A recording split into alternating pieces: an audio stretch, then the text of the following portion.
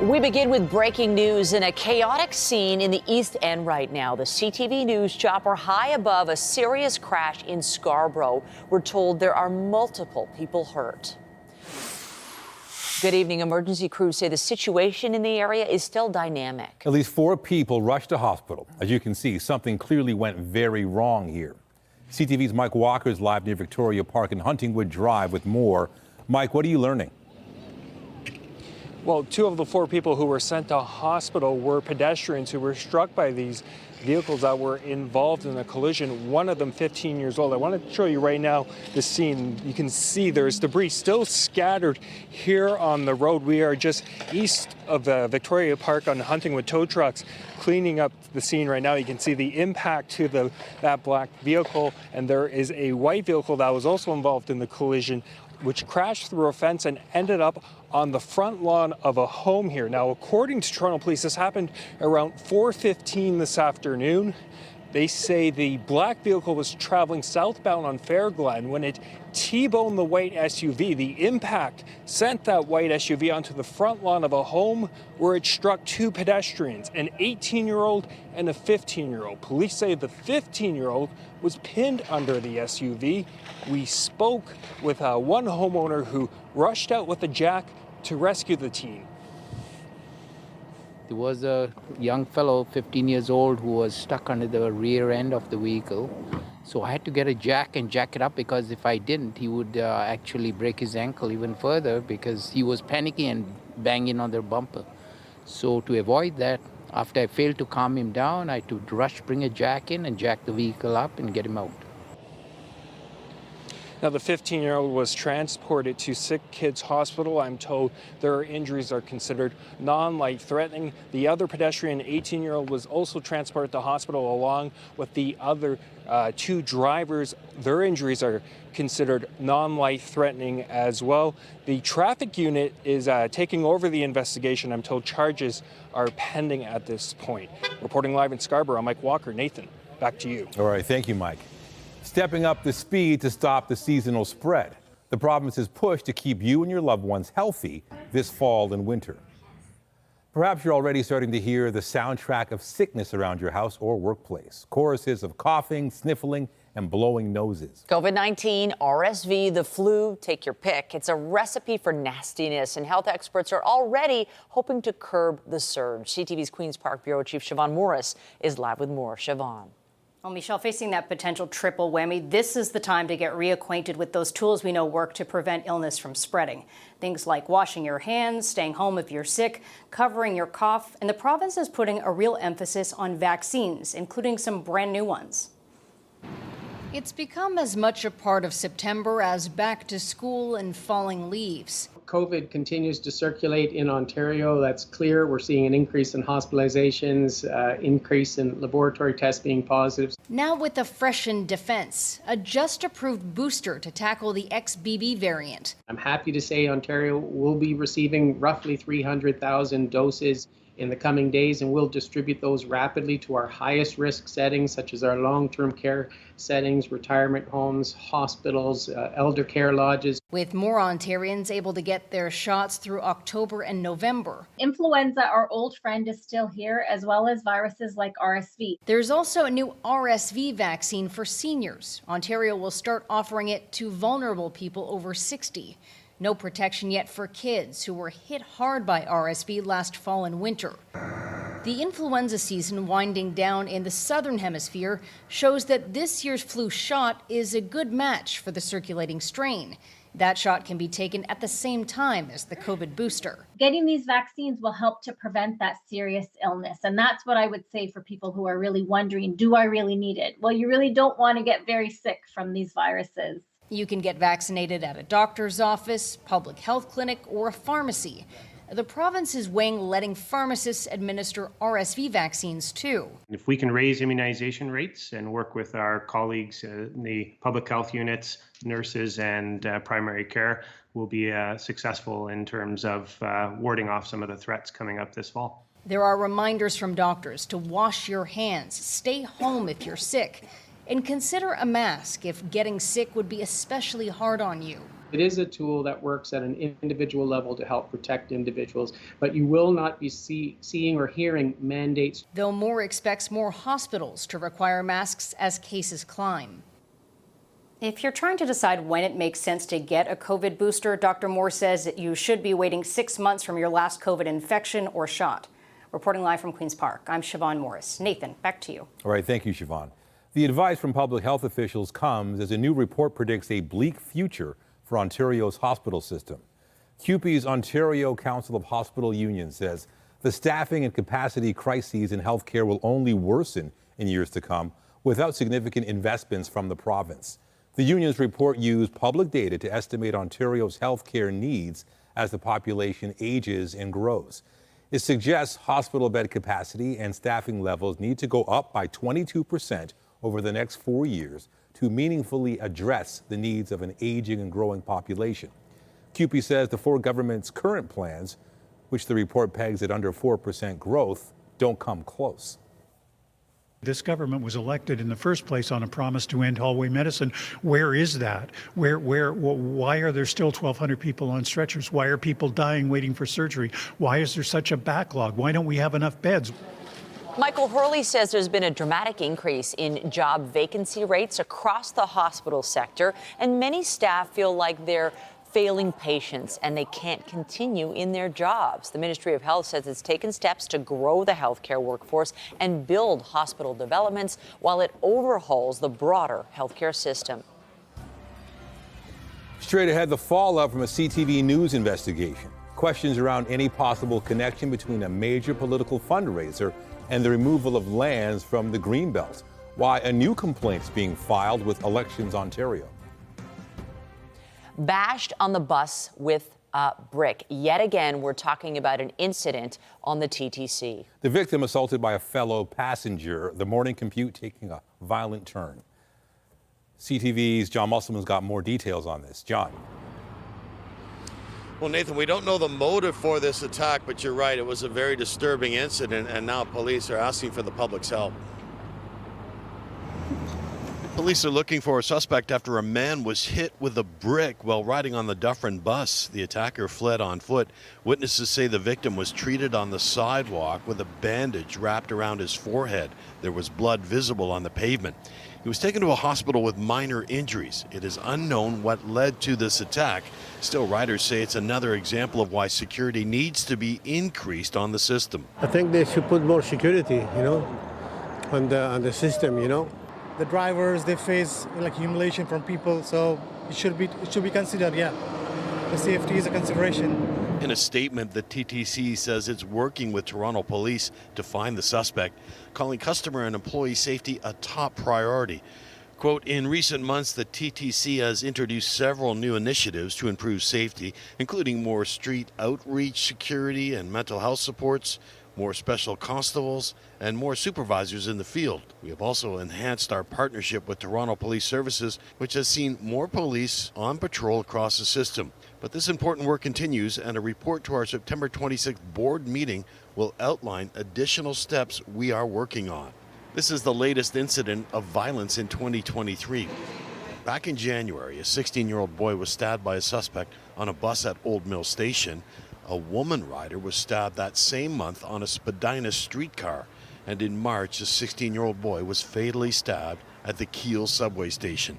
Riders say they take precautions if they see anything unusual on a bus, streetcar, or subway. I just try to sit right at the back, just be away from the commotion. It's not an everyday thing. You hear it's a big city, and you hear it happens ever so often. Back on Dufferin Street, the bus involved was temporarily removed from service during the investigation. The motive for this attack is unknown. And if you know anything about this, you're asked to call Toronto Police or Crime Stoppers. Reporting live on Eglinton near Dufferin, I'm John Musselman. I'll send it back to you. All right, thank you, John. Meanwhile, police gave an update as they searched for a suspect in an assault at Coxwell Station.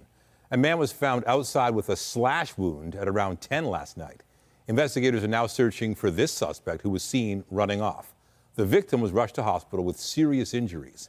Anyone with information is asked to contact police or Crime Stoppers. Provincial police are putting the word out about an altercation on a Toronto highway this week, urging drivers never to let anger get the best of them. You know you're having a bad day when you find yourself rolling around on the highway 401 and Leslie Avenue fighting with someone else who you became annoyed with as a result of a road rage incident. The OPP sharing those images from Tuesday around 5 p.m. Police say two men got out of their vehicles to fight over an on-road disagreement. One of the drivers was later cautioned. Police say getting physical is never advisable, no matter how frustrated you get in traffic. Coming up, the call to improve off-leash spaces across the city, hoping to ease rising tensions among dog owners in Toronto. But first, here's a look outside on this Thursday evening. Clear and comfortable. Just a few clouds right across the GTA.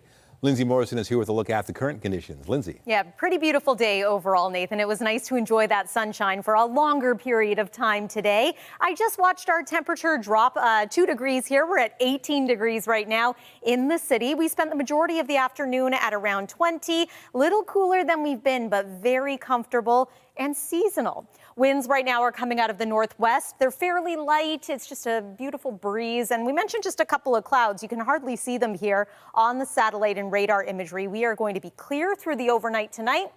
We're also going to be a little cool, or in some might consider this a little bit chilly. Our forecast overnight low is 8 degrees. That's below seasonal. Normal this time of year is around 12. So waking up, you are going to want to consider that light jacket. It's going to feel a little cool first thing. We're going to talk about your weekend forecast coming up. It's looking great, but there is a bit of a change on the way. Details are just ahead. Michelle, I'll send it over to you. Thank you, Lindsay.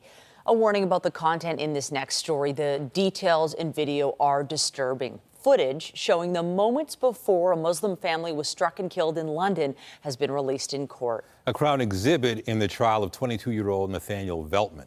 CTV's Nick Paparella reports. It is chilling video which shows the scene at the intersection of Hyde Park Road and South Carriage Road in London on June 6, 2021. Taken from a surveillance camera from a nearby business, the timestamp on the video is off by about 14 minutes. In the upper right corner, you can see 5 members of the Afzal family walking towards the intersection. Mother Medea, Father Salman, daughter Yumna, grandmother Talat, and a 9-year-old son are all there. Then you can observe a black Ram pickup truck with its lights on come across the screen heading northbound. The court has heard the vehicle makes a U-turn. Then, seconds later, you can see the pickup truck speeding south in the direction of the family. The court exhibit has been edited to stop before the moment of impact. 4 members of the Afzal family died after being run over. The lone survivor was the young boy, who is now with relatives. Minutes later, police would arrest Nathaniel Veltman about 4 kilometers away in a shopping mall parking lot. They also seized a black Ram pickup truck. The 22-year-old Veltman has pled not guilty to 4 counts of first-degree murder and 1 count of attempted murder. Throughout the day, the jury continued to watch extended video of Veltman following his arrest in a holding cell at London Police Headquarters. Wearing a white T-shirt with a black cross on the front and back, Veltman is constantly pacing. At one point, he is on the phone, and from time to time, he either sits or lays down on a concrete slab in the cell. Later, the jury sees that he is being fingerprinted. As he sits in the courtroom with the video playing, Veltman looks at the screen, or every once in a while, he stares at the ceiling. Nick Paparella, CTV News, Windsor. Now to the response to a CTV News investigation. The province's opposition calling for Elections Ontario to look into who exactly paid for some of the tickets to Premier Ford's dinner back in March. A political fundraiser that may have been the largest in Canadian history revealed to have some connections to one figure pushing to remove land from the Greenbelt, a person known as Mr. X. CTV's John Woodward has been digging into this for us. John, what's the latest? Well, Michelle, in conservative circles, the PC leaders' dinner back in March was the place to be and be seen. But questions that we first reported on about how exactly some of those tickets were paid for and how they were passed around to other politicians have prompted a complaint to Elections Ontario. The PC Leaders Dinner in March raised some $6 million for the PC Party, possibly the largest political fundraiser in Canadian history. But the backstory of how some of those $1,500 tickets were bought and transferred have raised some eyebrows. Questions, really. More questions than we have answers. NDP Provincial Director Kevin Beaulieu has made a complaint to Elections Ontario based on a CTV investigation that looked at how two Pickering politicians declared a company run by former Clarington Mayor John Mutton gave them tickets, even though donations can only be made personally. Councillor Lisa Robinson said she got a ticket meeting Mutton there that night. Well, it was a great impression I had of John Mutton. You know, it was my first time meeting him, meeting some of the staff, the other people around. I mean, it was a really exciting, vibrant night. Mutton was revealed to be the mysterious Mr. X in the Integrity Commissioner's report on the Greenbelt that detailed a flawed process where a connected few were able to get their cheap farmland out of the Greenbelt, where it would be much more valuable to developers. The scandal resulted in the resignation of the housing minister and his chief of staff. The last time we started asking questions, it turned out that decisions were being made in sort of private venues to benefit private developers to the tune of $8.2 billion. So the question of who bought these tickets is very important to us, and we think to all Ontarians. There's no record of a corresponding donation from Mutton or his company in public listings. The Pickering mayor has said he believed Mutton was just a middleman. The PC Party has said all donations were done according to Ontario rules. No word yet from Mutton. To try to put the scandal behind them, the PC government has announced a review of all Greenbelt lands. That review could actually result in more land coming out of the protected area. On Wednesday, the Ontario Liberals pushed for public testimony on the issue. The Integrity Commissioner described the process as being marked by deception. This should be a great concern for all of us. But that was voted down in committee by the PC majority. There could still be more shoes to drop on the Greenbelt. For example, the RCMP is still deciding whether to investigate the land swap. Reporting live, I'm John Woodward. Michelle, back to you. Thank you, John. The province has formally submitted a revised plan for Ontario Place, as it says work on the site could begin soon. Changes include how the Ontario Science Centre will be integrated into the existing Cinesphere and pods, a dialed-down footprint of the ThermoSpa, and increased public green space and parks. The plan still includes a large underground parking garage. Construction to upgrade the site's existing infrastructure will start this fall. The province says a significant number of trees will be removed. The local MPP is crying foul. It was negotiated behind closed doors. They've actually exempted Therma from an environmental assessment, even though they're going to be obliterating every living thing on the West Island. The province says as trees are removed for the redevelopment, twice as many will be replanted in their place. A big development in Peel region. Mississauga will soon be without its mayor, Bonnie Crombie. After nearly 9 years leading the city, she's taking an unpaid leave of absence as she aims to become the next leader of the Ontario Liberal Party. Good morning, everyone. This could be one of Bonnie Crombie's last meetings leading the city of Mississauga. The mayor told council yesterday she's leaving to focus on her run to lead Ontario's Liberal Party, something she contemplated back in the spring. There may be a point where I would have to take a leave to focus on it 100%. That time is now. In a statement, Crombie's office confirming Mayor Crombie informed her council yesterday that she will be taking a leave of absence as the mayor of Mississauga as she undertakes her bid to become the leader of the Ontario Liberal Party. The mayor's last day in office will be Friday, October 6th. In her absence, councillors will fulfill mayoral duties by rotating as acting head of council. Crombie was not available for interviews today. Her office writing the mayor has all the confidence that Mississaugans are in good hands and that council will continue to press forward on the issues that matter most to them, including affordability, housing, transit, and climate change. Whatever she goes to do with her plans moving forward, I think she's going to succeed. Bonnie Crombie is the best. We'll feel very sorry. With the leadership race about to kick into higher gear and Crombie the perceived frontrunner, political analysts say the leave makes sense. This is a strategic move. It's something that is demonstrating her full commitment to this race. Singh says progressive conservatives are worried about the threat Crombie presents. The party offering these words today: it must be nice to take a prolonged vacation from your job. It's clear Bonnie only sees being mayor as a backup plan rather than what it is, a full-time job. She's hedging her bets on becoming leader of the Ontario Liberals when she should be serving the people of Mississauga.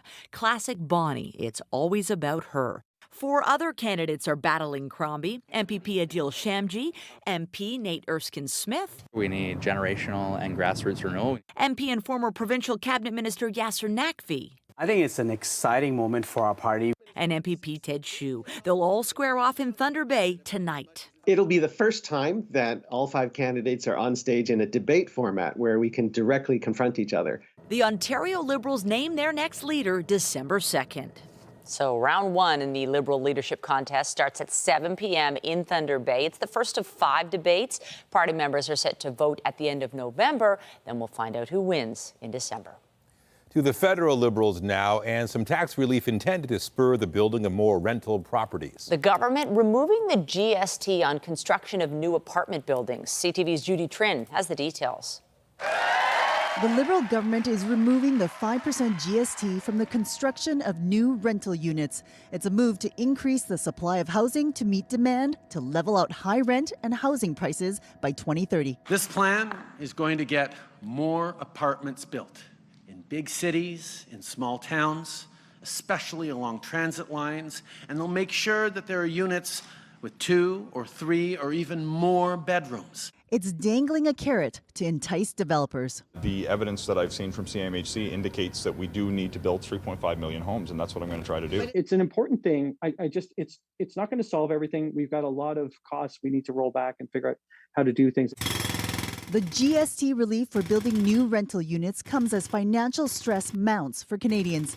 Equifax Canada says credit card balances hit an all-time high of $107.4 billion in the second quarter of 2023.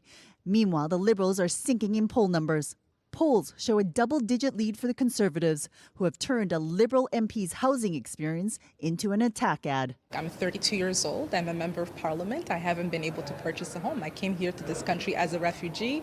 I've been a single mom for the last 14 years. After 8 years of Justin Trudeau and the NDP, housing costs have doubled. Rent has doubled. Mortgage payments have doubled. The needed down payment doubled. Countering the surging Tories is on the mind of Liberal backbenchers at their caucus retreat. The public either doesn't know or doesn't really care what we've already done. And a lot of governments, I think, fall into the trap of, well, we did this, we did this, we did this. But, you know, it's like Hollywood. Oh, what have you done for me lately kind of thing. Trudeau also announced that his government will be pressuring the big 5 grocers to come up with a plan to stabilize food prices by Thanksgiving or face consequences. He's also extending the deadline for small businesses to pay back their emergency pandemic loans by 1 year. Judy Trin, CTV News, London. The Ontario government says it supports dropping the tax. In fact, it plans to remove its share of the HST on purpose-built rental housing as soon as possible. The Conservatives say the federal housing minister's quick action will make it cheaper and easier to build more of the rental housing that it desperately needs. Preparations are underway in Atlantic Canada for the arrival of Hurricane Lee. Strong wind gusts up to 100 kilometers per hour along the coast, and in the range of 60 to 80 kilometers per hour in most other areas. A total rainfall in excess of 100 millimeters is possible. 4 to 6 meter waves are also possible along the coast. New Brunswick and Nova Scotia are expected to be lashed the hardest when Lee reaches the region on Saturday. Environment Canada says maritimers should prepare for significant rainfall, high winds, and storm surge. Lee is a very large storm, but it's not forecast to be nearly as intense as post-tropical storm Fiona last year. The Libyan Red Crescent is reporting the death toll in Derna has soared to over 11,000. The aid group says over 10,000 others are reported missing in the coastal city. It was hit hardest in Sunday's storm that unleashed massive flooding. Officials alerted the public and ordered evacuations, but there was no warning about 2 dams collapsing outside the city that fed the flooding. Libya's Attorney General has been instructed to investigate the disaster in the eastern part of the country.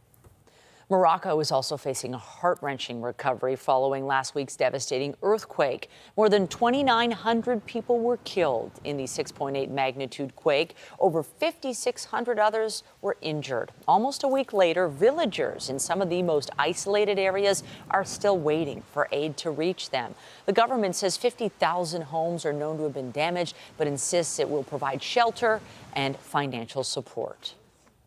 The son of the U.S. president has been indicted in Delaware. Hunter Biden was charged with 3 criminal counts today. He's accused of deceiving a gun dealer into selling him a firearm in 2018.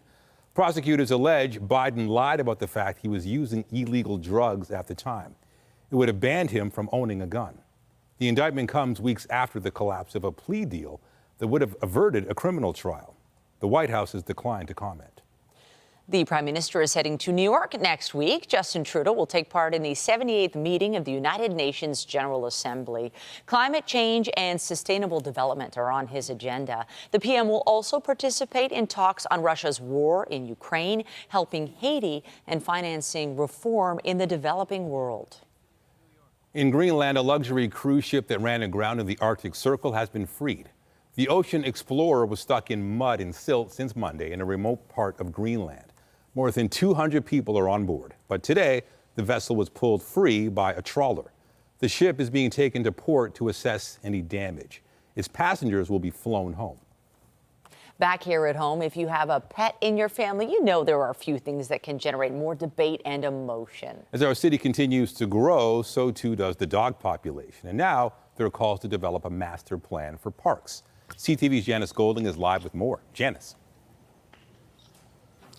Hi, Nathan. Advocates say that every single city building and condo complex on every floor has 4 to 7 dogs, which means a lot of animals in a pretty small space. And without a coordinated master plan for off-leash dog parks, there is a lot of inconsistency with regard to amenities, and some areas are underserviced.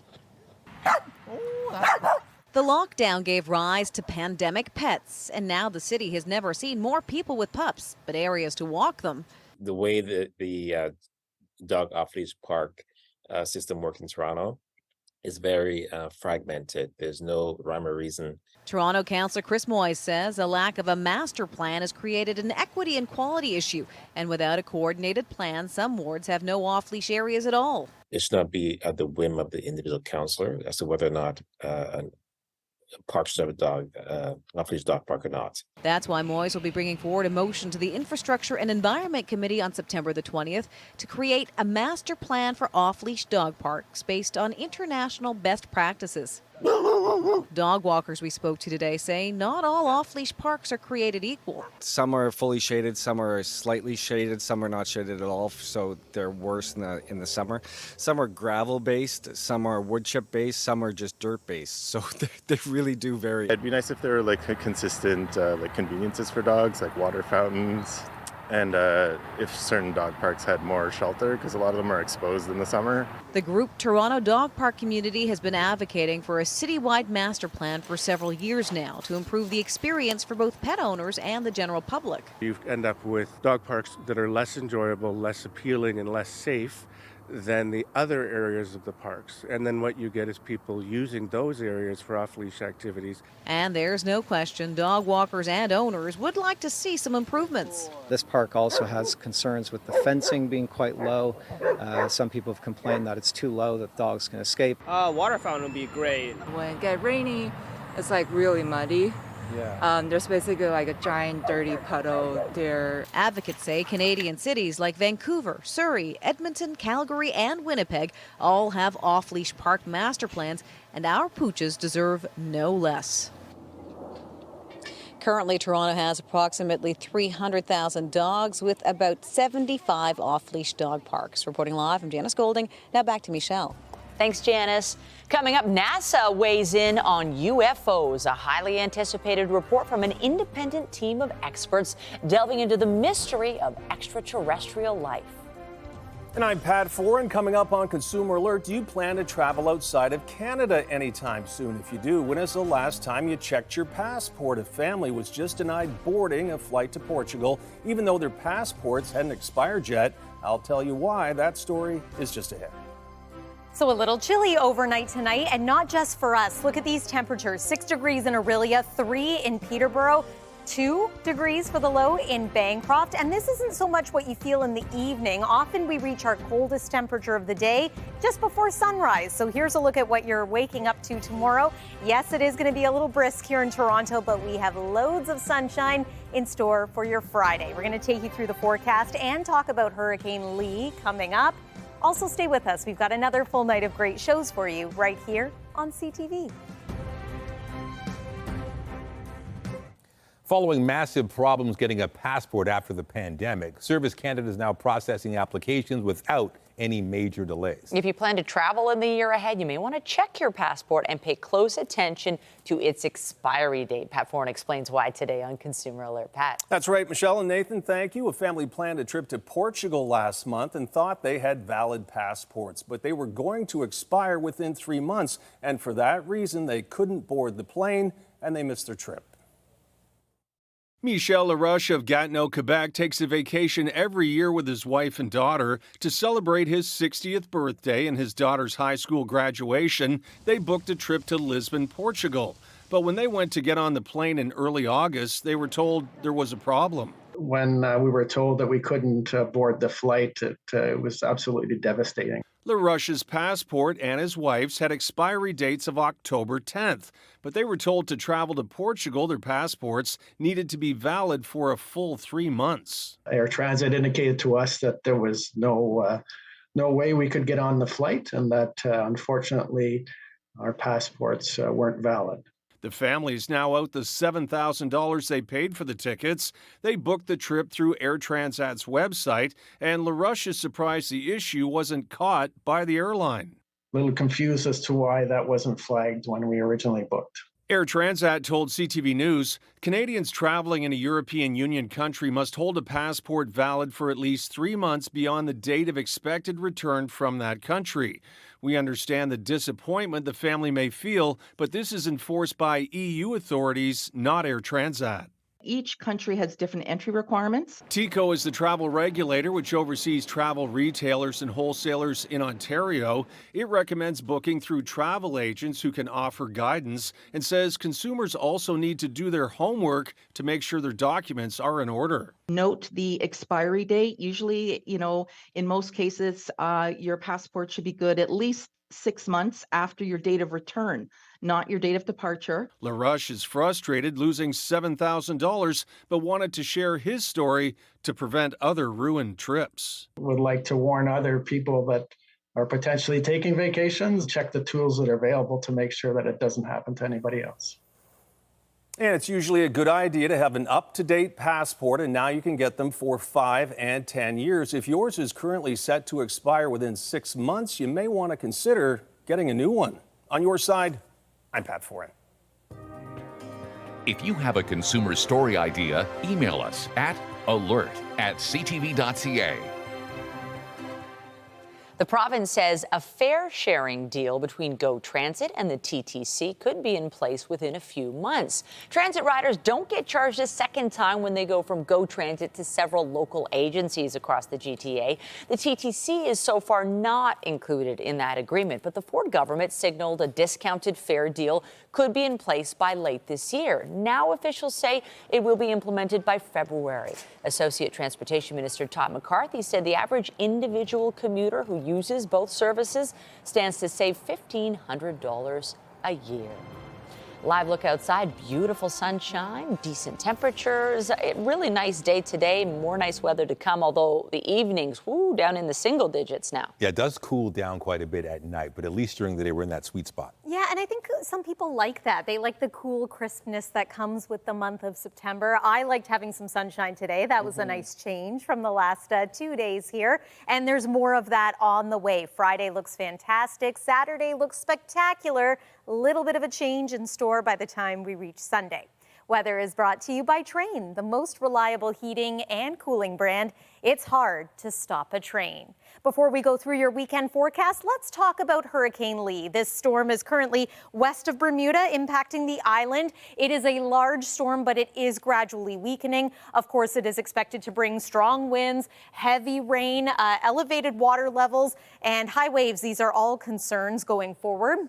When it comes to the track, there's still a large area of concern because of the scope of this storm. So anywhere from Nantucket, Martha's Vineyards, over toward the Halifax area, this is where impacts are going to be felt as early as about Saturday morning. But landfall is more so expected late Saturday and into Sunday. Then it becomes a post-tropical low and ventures over toward Newfoundland and Labrador. Might make landfall as a tropical storm, but there's also hurricane watches in place for some parts of southern Nova Scotia, as well as southern New Brunswick. A tropical storm watch in place right now for the city of Halifax. And that's mainly when it comes to the wind gusts that are expected, 70 to 100 in Halifax proper.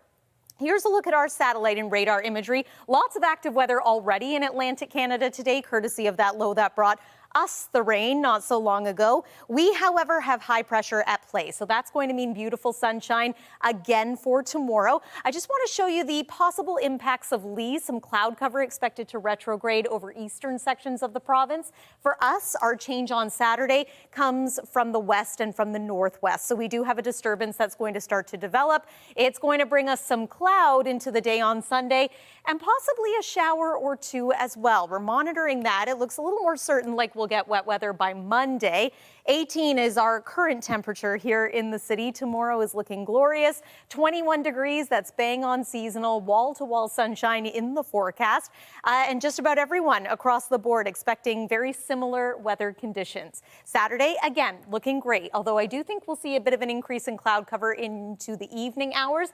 There's Sunday, more in the way of cloud, chance of showers. Keep the umbrella handy for next Monday. Pleasant once again through the middle part of next week. That's your look at the forecast. Nathan, over to you. All right. Thank you, Lindsay.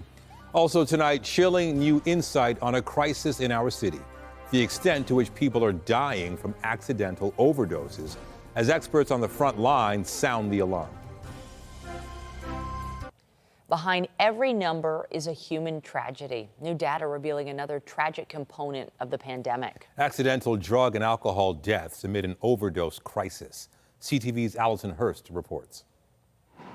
Every day, emergency room physicians care for people rushed to hospital in the midst of an overdose. It is a daily carnage of human catastrophe that I cannot underestimate. Dr. Raghuvanekopal sees the drug toxicity crisis firsthand every shift. The desperation in a mother's eyes when she sees her son or daughter turning into a person they don't recognize with an uncontrolled opioid use disorder. These are things that will stick with me forever. A new study from the Ontario Drug Policy Research Network and Public Health Ontario found accidental drug and alcohol deaths almost doubled in Ontario from 2018 to 2021, with nearly 3,000 people dying in 2021, an average 8 deaths every day. We are losing 8 people every single day to avoidable deaths from use of substances, most of which are from the illicit supply and are really unpredictable. 3/4 of these deaths are not happening on the street. Rather, according to this research,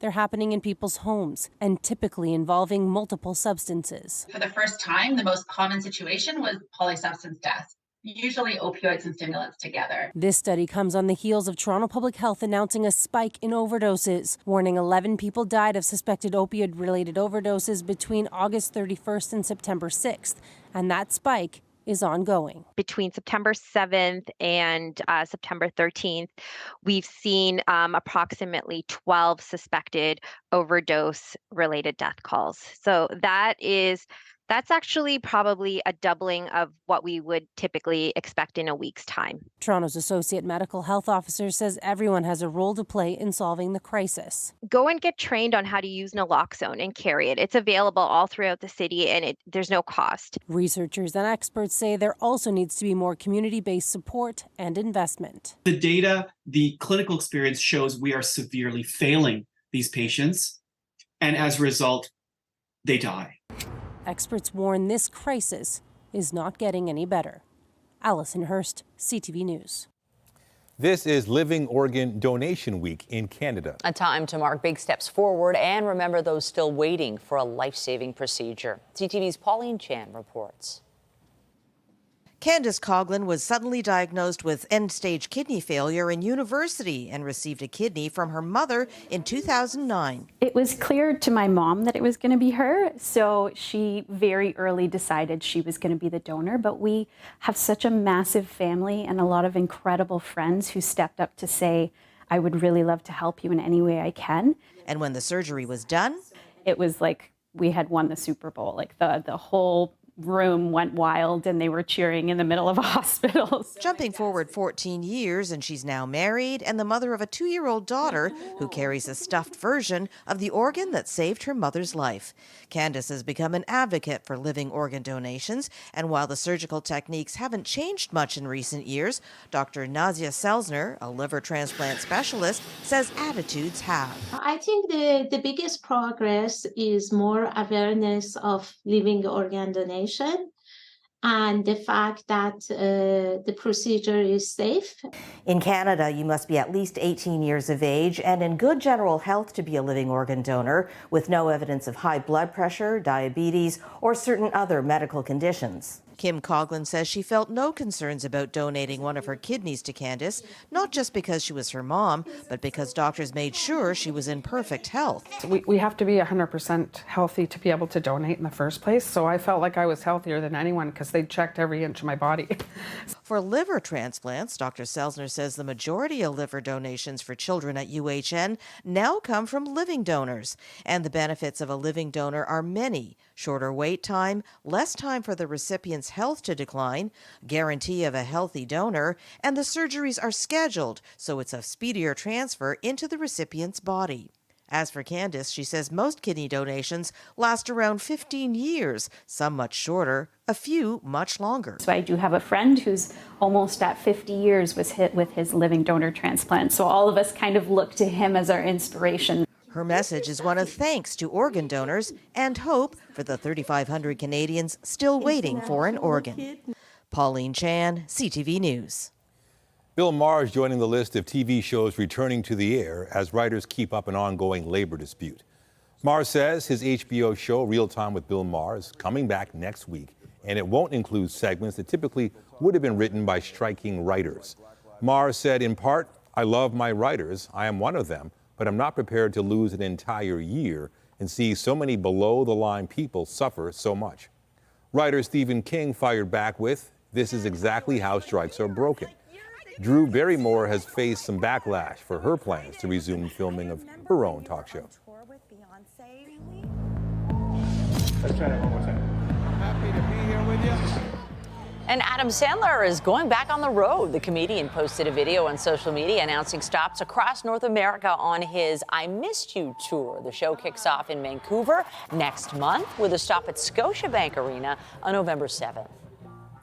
90s boy band NSYNC have announced their first track together in decades. The song is called Better Place, and it was revealed in the trailer for the upcoming animated sequel, Trolls Band Together. The news isn't a total surprise for fans. All 5 NSYNC members appeared together to present an award to Taylor Swift at the MTV Video Music Awards last week. And they also teased the project together on social media. Stars Tonight is brought to you by Lastman's Bad Boy. Who's better? Nobody. There was a young fellow, 15 years old, who was stuck under the rear end of the vehicle. Updating our top stories, Toronto police say charges are pending after a chain reaction crash saw 2 pedestrians struck by an SUV in Scarborough. This happened near Victoria Park Avenue and Huntingwood Drive around 4:15. Investigators say a second vehicle hit the SUV from behind, and it was pushed into a 15 and 18-year-old on a lawn. 4 people were transported to hospital with non-life-threatening injuries. I think they should put more security, you know. Another violent incident on the TTC as police say a man was assaulted on the Dufferin bus. They say a suspect got into a dispute with other passengers near Eglinton Avenue West and threw bricks at 2 of them. One was struck in the head and was injured but will survive. Anyone with information is asked to contact police. Do I really need it? Well, you really don't want to get very sick from these viruses. And with COVID-19, RSV, and flu all on the rise, the province is getting ready to roll out a new range of vaccines against those infections. Health experts say it's also best to stay home when sick and consider wearing a mask if you're especially vulnerable to severe illness. On the markets, the Canadian dollar is trading higher by 1/5 of a cent to 73.98 US. American benchmark oil gaining $1.73 to 89.61 a barrel. And the TSX Composite Index jumping 288 points, ending the day at 20,567.84. Tonight, we take a closer look at the driving forces behind road rage. A lot of times it goes hand in hand with low frustration tolerance. The new warnings to Canadians after a dramatic brawl in bumper-to-bumper traffic. Later on CTV National News. The search for ET continues. NASA said today it's found no evidence of alien visitors to our planet so far. But the effort to identify and explain the presence of unidentified flying objects is being ramped up. The top takeaway from the study is that there is a lot more to learn. A NASA panel did not find any proof that UFOs have an extraterrestrial origin, but the space agency acknowledged today it doesn't know what they might be. It is setting up a comprehensive database for the evaluation of future sightings and hopes to shift the conversation from sensationalism to science. So what will we see in the sky tonight? Well, tonight and tomorrow and the next day looking very clear. Into the weekend, though, a bit of a change for Sunday. That is also when the Terry Fox run is taking place. Not a bad looking forecast, though. Nathan and Michelle. All right, thank you, Lindsay. Be sure to join Omar Sachedina tonight at 11 for CTV National News, followed by Zarada Allman with our next local newscast at 11:30. In the meantime, our coverage continues anytime on CP24 and online at ctvnewstoronto.ca. For Lindsay and all of us at CTV News, thank you for watching and have a good night.